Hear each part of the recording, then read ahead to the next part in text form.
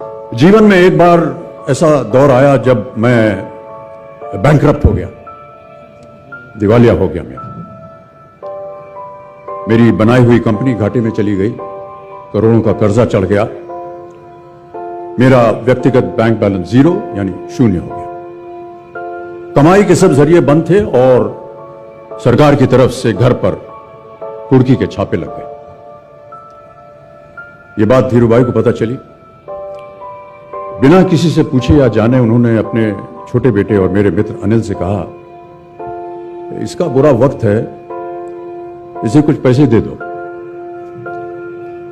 अनिल ने मुझे आकर ये बताया, देवेंद्र सज्जनों, जितना वो देना चाह रहे थे उससे मेरी सारी दुविधा और परेशानियां खत्म हो जाती। उनकी उदारता पर मैं भावुक हुआ, लेकिन मुझे लगा कि मैं उनकी उदारता को स्वीकार न कर पाऊंगा। ईश्वर की कृपा रही और कुछ संकट के दिनों के बाद समा बदला, काम मिलना शुरू हुआ और धीरे धीरे मैं अपने सारे कर्जे उतार पाया। एक शाम धीरूभाई के निवास स्थान से इवेंट पर एक दावत के अवसर पर मुझे भी आमंत्रित किया गया। तो ऊपर लॉन में एक तरफ धीरूभाई एक बड़े से मेज पर अपने कुछ मित्रों, बड़े फाइनेंशियल और कॉर्पोरेट वर्ल्ड के दुनिया के दिग्गजों के साथ बैठे हुए बात कर रहे थे। मुझ पर नजर पड़ी तो मुझे बुलाया और कहा, यहां मेरे साथ बैठे। मुझे बड़ा अजीब लगा।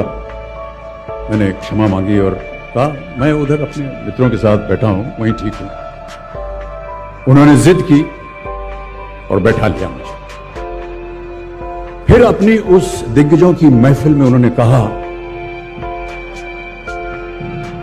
यह लड़का गिर गया था लेकिन अपने बल पर फिर खड़ा हो गया, मैं इसकी इज्जत करता हूं।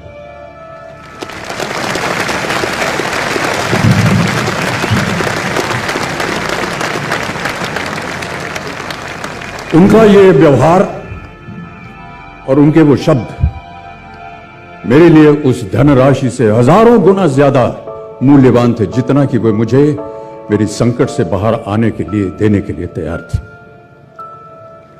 कर्मयोगी थे वो।